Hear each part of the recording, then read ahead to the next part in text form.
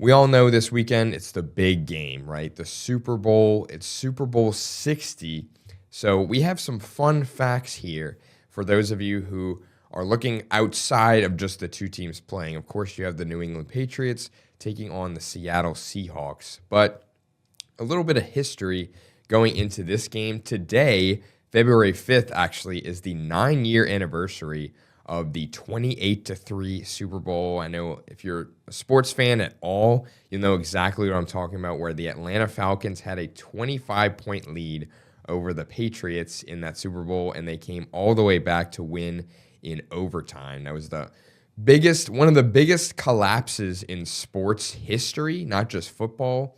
Sorry to any Falcons fans out there. I know it's a sore subject, but it might also be a sore subject for the Seattle Seahawks fans because this is another rematch of a previous Super Bowl involving these two teams where 11 years ago, the Patriots ended up winning 28-24 in Super Bowl 49 on a game-winning interception late in the game with under 30 seconds to go at the goal line.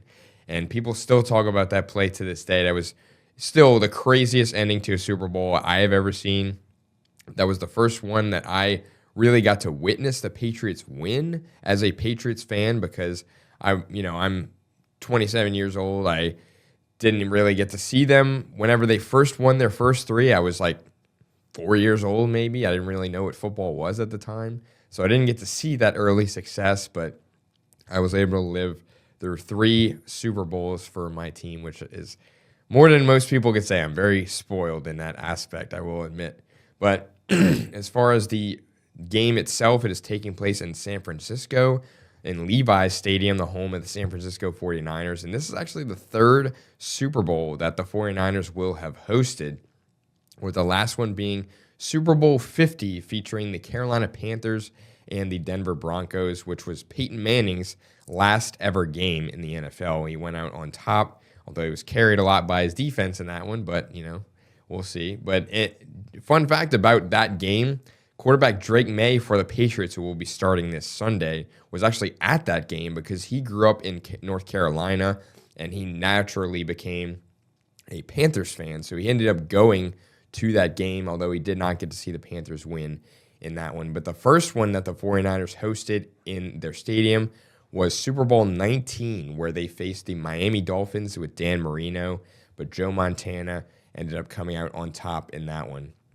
As far as the quarterback for Seattle currently, Sam Darnold, this is actually his 2nd Super Bowl appearance technically because he was the backup to Brock Purdy with the San Francisco 49ers in their overtime loss to the Chiefs in Super Bowl 58. But if you look at the 2018 draft class, aside from technically he was a backup in that one, so that was his first appearance, this will be his first appearance as a starter, and he also becomes the first quarterback from that draft class to start in a Super Bowl. And if you don't know what I'm talking about with the 2018 draft class, that class included Lamar Jackson, who's a 2-time MVP, Josh Allen, who just won the MVP, and then Baker Mayfield, who has had a career resurgence ever since leaving Cleveland. It seems like people just go there to die in terms of quarterbacks. I can't even rattle off the amount of quarterbacks they've had this century. It's just a whole laundry list, and that organization is just cursed, I guess. But Sam Darnold in his career against the Patriots, he is 0-4 against the Patriots, with 2 of those losses coming to the Tom Brady-led Patriots. And then, of course, the 3rd one went against Mac Jones. So he is 0-4 in those games. And then the most recent one, where he was playing for Carolina at the time, he ended up losing to them again. But I will give him a little bit of credit with the first 3 because he was playing for the Jets, another organization that arguably sends quarterbacks to die. So I'm not going to put it fully on him. He really wasn't working with a whole lot. But in terms of his performances in that game, in 4 games against the Patriots, he has thrown for 1 touchdown, 9 interceptions, and he has only completed 52% of his passes. Now, again, it's the Jets, so their offensive line and the help that he had really wasn't doing him any favors because they allowed him to get sacked 9 times in those games. But as a passer, again, he was only throwing for 5.4 yards per attempt, which is really not a whole lot at all.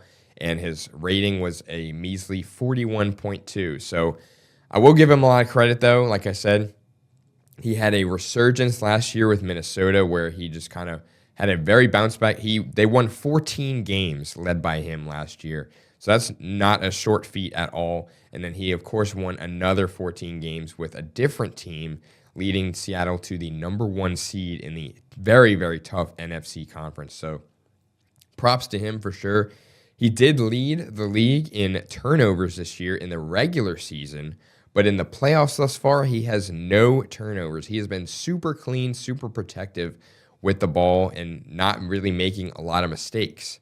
But in terms of the Patriots quarterback, Drake May, people have been hyping him up all season just for him to put up a bunch of stinkers in the playoffs so far, albeit in very less than ideal weather conditions. But he is actually the second youngest quarterback to start in a Super Bowl by just 35 days. That record goes to Dan Marino in that Super Bowl against the Niners that we were talking about. I think that was Super Bowl 19.